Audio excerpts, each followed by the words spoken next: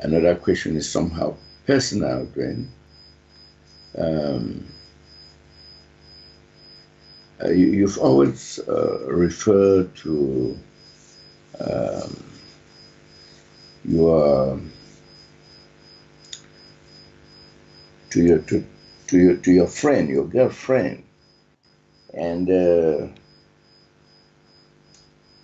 one would think that some people may be asking, oh, why does Duane talk about his girlfriend and also talk about his wife? Is he sort of encouraging what we call infidelity and in marriage disrespecting women, or what? Because we know that every woman would want a man to be what we call faithful. Uh, no woman would like a cheat, cheating on her emotions and all the like. And so some people may want to take you to task for that, and some people may want to say, "Oh, well, the new man encourages laissez-faire. It's okay to have a wife and have a girlfriend at the same time." And so we'll find that we're not doing, maybe this will affect the institution, what the institution you call marriage, which is supposed to be something which is predictable and which lends credence and meaning, a sense of fulfillment to both parties. So, what can you say about this reference? Is it okay for people to emulate this, or what?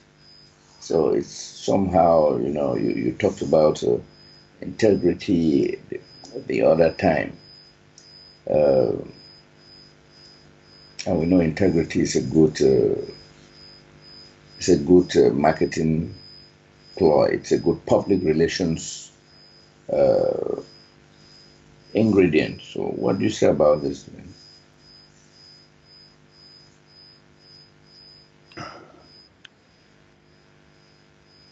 It's along the lines of when I first brought this out. And what I decided to, you might say,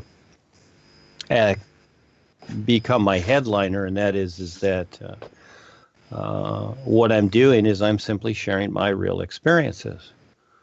And so it's not about I'm suggesting anything, which I never have. Okay, so, and people say certain things about me, which is fine. It doesn't matter because, again, this is creation. And many times they say things about me that I've never written or said accordingly. And so this was my upbringing and experience. And actually, Rebazar brought all this to me. I was surprised myself while I was married. We'll just call her Heather in the book too. That's not her real name, but that's the name she likes, so I use that in book two. I changed the names a little bit, etc. But this was all brought to me. And I see over the years, actually, there was another gal that was brought to me while I was with my wife and with Heather.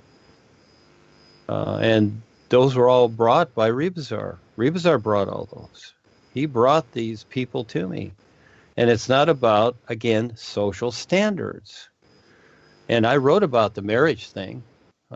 Again, if people take it however they do, all I do is share a view of what's taking place. It's not about good or bad, right or wrong. The marriage ceremony actually originated from the one that you have today originated from the reptilians. If you want to go through that and make your vows and till death do you part or whatever, well, that sounds kind of scary. That's all from the reptilians. You want to do that? Fine. Do the birds do that? I've never seen a marriage ceremony with that being said from another bird. Okay, so again, when do you want to get real? The whole of life is bigger.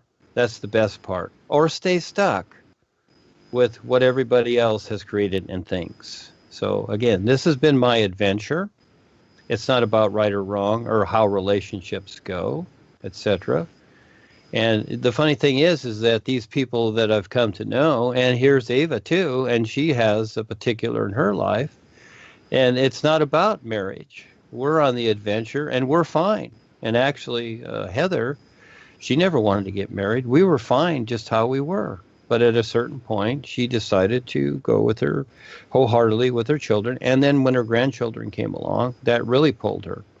And so, because in a way she wanted to control them, which she does. She's a very good person, but at the same time, they're hers. So that was her view. And respectfully, hey, that's fine. Whatever you want, you got it. Whatever anybody wants in life, you got it. So we've created social standards here. And so this is a rough place. It's a brutal world. And so just to find some relationship or comfort or whatever, that's a toughie. And so does the idea of marriage make this better?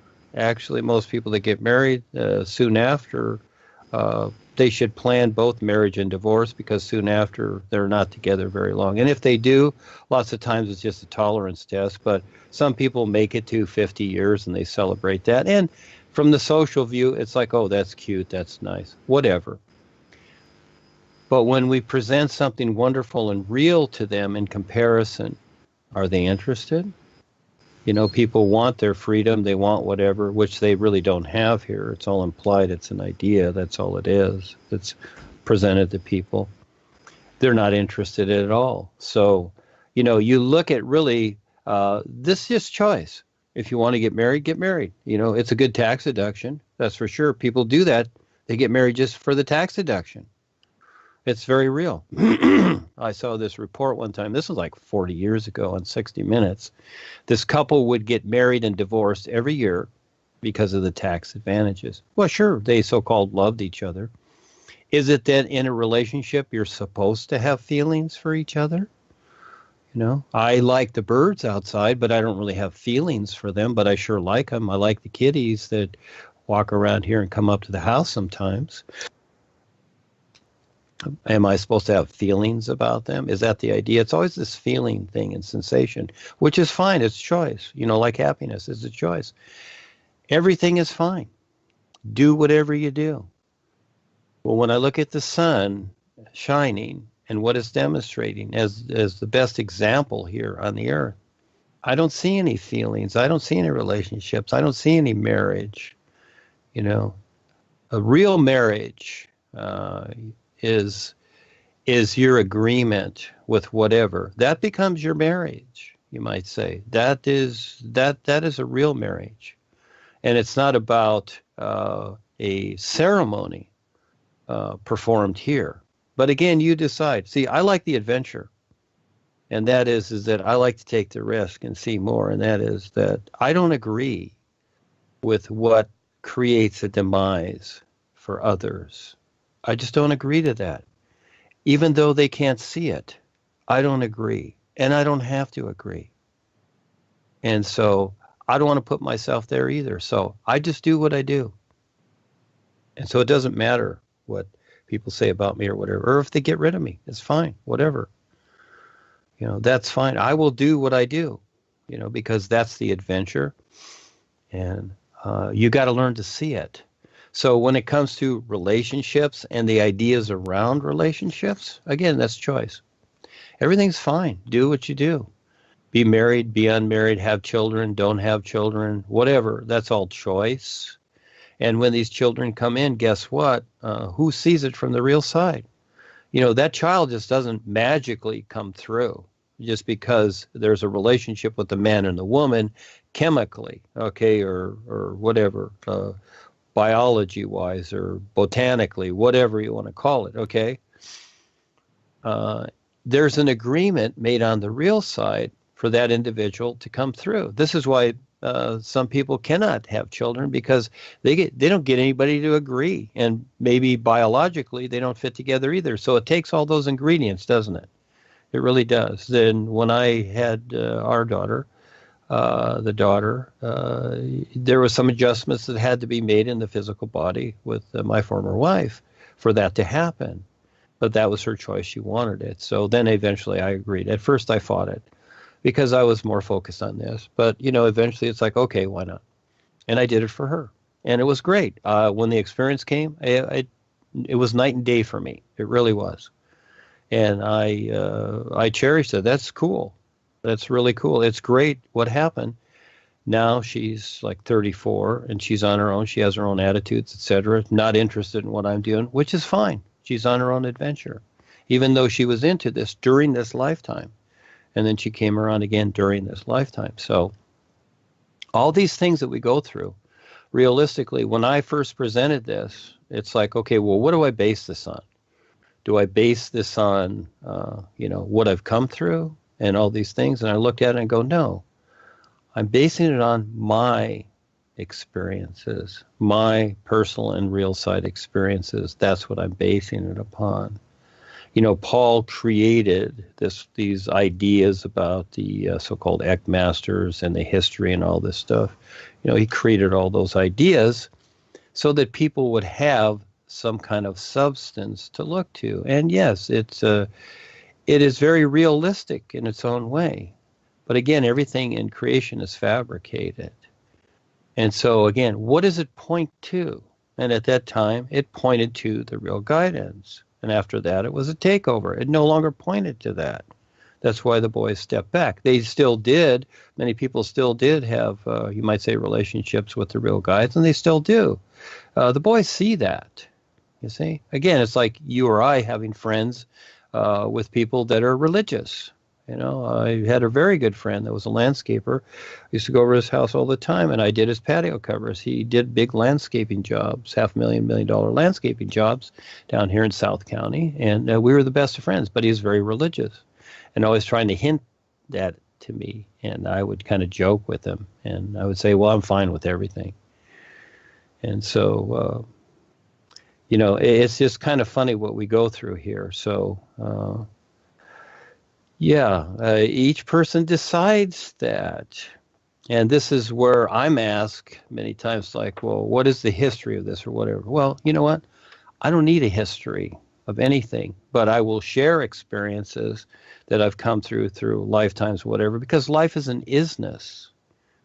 It is an isness now to be recognized. This is the new nowness. Now we're preparing people to recognize the isness and not just a history, just a so-called history as a reference. In other words, more ideas. We use the ideas, but these ideas now are in reference to a true reality and not to other created ideas like the God idea. You see, Paul used that too. And there was the invisible side of it, but very few recognize it. And so it's all fallen back, hasn't it, to the God idea. And did Paul do worship and prayer? No, didn't do that. But now it's there again in the corporation. Why? Because it's all a takeover by the reptilians, reptilian Joni, etc. And most of these people, if not all of them, are influenced by the reptilians. They're using the Hugh word and the and the Amen and all these so-called sacred, holy ideas. And they're all really heavily tap-line. Geez, you just look at the Vatican buildings, and they've got symbols of snakes and dragons and just reptilians all over the place. It's all so obvious, yet people still bow and kneel to these things. So again, off my real experiences and these relationships and all these things like that, again, I was surprised many times. I just wait to see if it shows up, and I had to go through personal things, even guilt trips for a while to try and understand, okay, what's going on here? But then eventually I started to see that, oh, okay, this is how it is. See, because the other relationships soon ended. Rebazar knew this. And my wife, even though she was in the corporation, she was a real seventh initiate at the time in 1990, like I was, initiator. And that's when the initiations were real. And after that, Rebazar gave them to me on the real side up to the 14th until 2001. And now that's even more so beyond that. And so the thing being is that it's all from our experiences, my real experiences. And I could have said anything at all, made something up like other people do, but I had fun and took the risk. And even the things I wrote about, heck, I wrote about Ursula the mermaid. And that was really fun, the experiences of sharing all that and writing about that. But at the same time, I thought, okay, gee, if this becomes popular, what are people going to think? That I'm talking to this mermaid? And so, yeah, it's all these things, isn't it? But this was all brought around to me and shown to me. And then I decided the adventure. It's like when I go down to the beach and see the waves, I decide to go out there. I decide to paddle out into those waves and surf. Or I can just stand on the beach and watch. But I decide to go out there and see if I'll survive the day, because many times I've almost drowned. But that's just how it is. We decide our experiences, and that's the best part. And so it's not a matter of being antisocial or anti-anything. No, I've never mentioned that, because I'm not. And that's the idea of the wonderful worldwide educators. We are not anti-anything, but we will say it like it is, because, again, the world is not seeing how it's doing itself in. So we're going to make certain statements. We're going to say certain things. And it's about waking up and making better choices, because we're all on this planet. I don't like breathing chemtrails and nanotechnology. This stuff affects this physical body, and things are happening with it because of that. I didn't decide that this is to be so. So again, we're going to say certain things. We're going to do certain things. And so, and the boys and life is going to bring around certain experiences that, gee whiz, are just not going to conform with the social idea of life that it seems so cute and cozy, etc. And people are going to become upset. But for the most part, they've been religiously indoctrinated to be old stiffs and to just grow old and unaware. That's really the whole idea. Conform, obey. Well, that's a choice, isn't it? And it's not that I'm not obeying. I'm just being creative to survive a little bit better, to recognize a little bit more while I'm here, and providing that opportunity for others too that step up, see? So, yes, Charles, it's a big adventure for us all, isn't it? Go ahead. Yeah, doing big adventure, and there's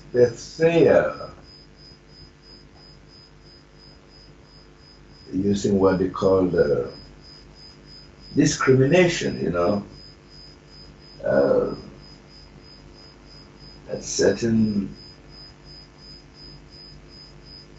so using something like a filter.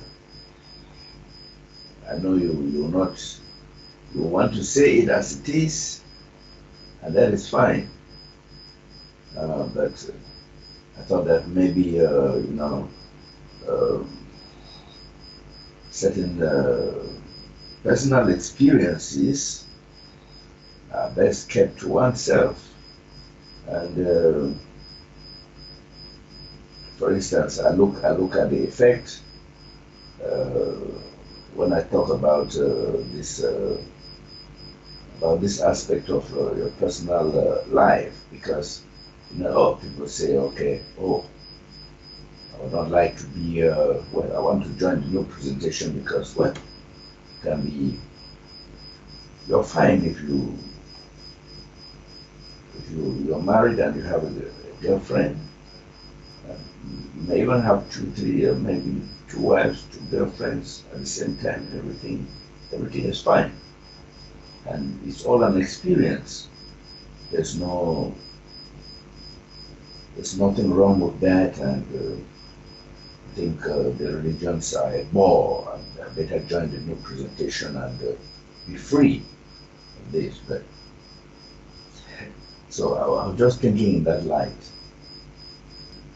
Well, a great job, Charles. Thank you so much. Yeah, so let's spend 2 hours. So, and we have a lot of information from you, and we've shared a lot, so it's cool. And so, again, I always suggest that, people by themselves or get together and do something that makes sense with what's going on in the world. And right now we're going through this challenge at OCC. But you can ask Kelsey and Val and others that are involved that, yes, it's all part of it. And even Henry here has been shown he's going to be coming to Huntington Beach here, but that's always his choice. And others, Ava too, etc. And Kelsey and Claudia and others have seen Ava already coming here. And so certain people are getting together. Certain people are getting together, and anybody can do this, create the groups to provide something, or you do it by yourself. But I really suggest that you do something more so than just read the books and do the new you, actually become involved in some way because of what is taking place on the world. Again, there is no la-la land here. This is creation. If you want to try and settle in and feel good about everything all the time, well, have fun, because again, you're not going to be seeing the whole picture of everything. In other words, yes, have fun with what you're doing, but at the same time, I constantly present this reality in some way. I break it down, I translate it, I bring it around in some way, because this is the whole of life, is to recognize this, giving people the possibility, because the demise of the planet is happening faster than we can present it, and that's very, very real. Every day it's chemtrails, Wi-Fi, pharmaceuticals, smart meters, fracking, etc. Fukushima is still on. It's all over the world. And constantly, psychologically, the school shootings, etc. It just goes on, and you don't even see it. The rivers being poisoned, the whole planet being distorted constantly. And so just doing your 9-to-5 job and coming home and watching the 6 o'clock news, well, there's a bigger picture, but you decide. So each person decides how involved they want to become, because this is where you earn your way. You decide to do this, how to become more aware. But it's about becoming more aware. And what is being presented here, the knowledge, is only the first step. The real side is only the first step. You make the choice. You decide the adventure. You decide what to do. Yes, thank you, Charles. Yeah, you're wonderful. Thank you. And say hello to Miriam. And yes, thank you for translating the experiences. Very, very important for the whole world. We're giving it the opportunity. We're doing our part. So, yes, thank you.